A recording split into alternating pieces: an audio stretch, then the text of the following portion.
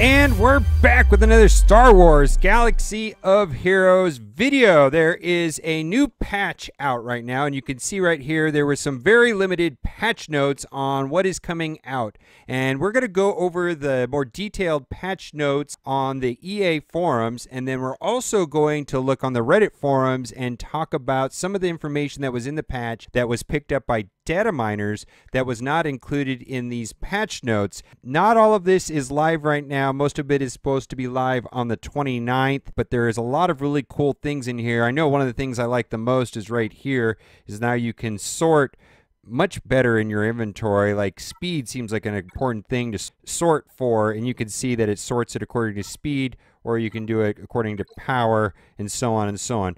Let's go to the EA forums and take a look at the more detailed patch notes. Looks like there's a lot of really cool, exciting things right here. Excited to share this week's update notes for 9/28/2016. Please note, it may take up to 24 hours before you see this update on Google Play or the App Store. Double note, not all of these changes will be visible in the game until all players are on the same version on 9/29. So that's why a lot of these things are not working. I'll have to make videos about that when they are. Players who have not updated to the latest game version will have their game automatically updated with the client restart on 9/29. What's new? The Genosian Spy is now available in Cantina Battle Stage 4. Boy, I really wish they would have said Sunfac. Sunfac is so... I wish I had Sunfac. Sunfac's so good. Achievements have been added to completing the Cantina Battle Stages. That might mean that we get more Darth Vader shards. We can only hope, but we'll find out. TIE Fighter Pilot is a new daily logon character for the month of October, and that is a new character. It is different from the First Order TIE Pilot. He was a computer-controlled character, and there is a model for him, but the stats have not been discovered on that. I have not found any posts by dataminers showing what the new stats, so I'll have to make a video about him when he comes out. And then we've added the MK5 CEC Fusion Furnace and the MK6 Nubian Design Tech to the PvE shipments. Okay, let's take a look at this. Features. New event type. Squad tournaments allow players to complete for prizes, including characters from the Rogue One, A Star Wars Story. Of course, there's going to be a tutorial on this new event. They also have it set up for tiers and different levels, so that's going to be very fun too.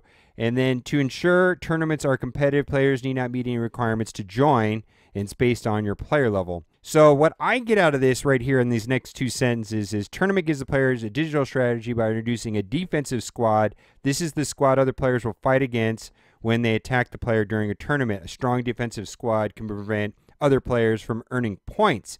And the way that I understand this is that you have a defensive team and an attack team, and they are separate and they can't be used twice. So it's going to be more important now to have a total of 10 characters rather than just 5. 2 separate teams. So I think that's very cool. Both the defensive and offensive squad require this number of characters. Squad tournaments limit players to use one of each character, rewarding a diverse roster. Every 24 hours, the characters are refreshed automatically, but players can also refresh characters with crystals. Players earn points in combat for each enemy unit they defeat and earn a bonus for their surviving units. These points scale based on the difference in cumulative points between the player and opponent. Players are ranked based on cumulative points and receive rewards based on rank. These rewards scale based on the player's level grouping.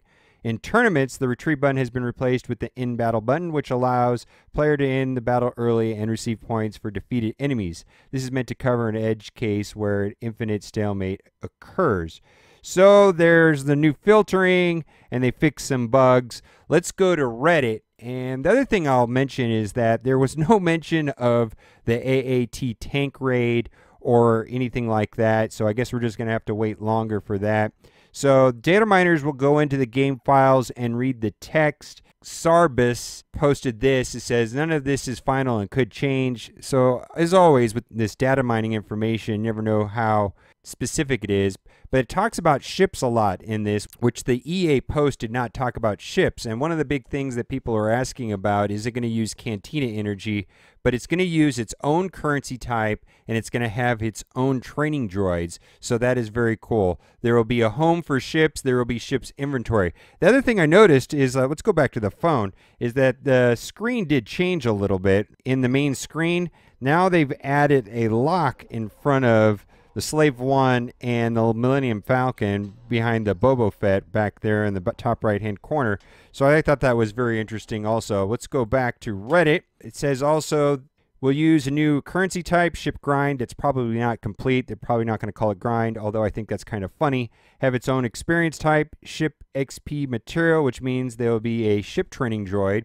There'll be a home for ships. There'll be ship inventory. There'll be slots for crew members. There will be like a unit, so it has ability, shards, stars, categories, alignments, and power. Unit definition was updated to allow a list of crew members to be assigned. Seems to also have a droid spot. That also makes sense to have a droid slot, so you can have R2-D2 or BB-8, who knows, or even C-3PO can be there. Stat mods can now have a minimum gear tier for PIP levels. And I don't know where else in this post it talks about. I'm going to skip down because there's a lot of information. You're welcome to pause the screen and read this if you want. But they're going to increase the gear levels from 13 to 20. Right now, the highest you can go in the game is typically 11. Some of them only can go to 10.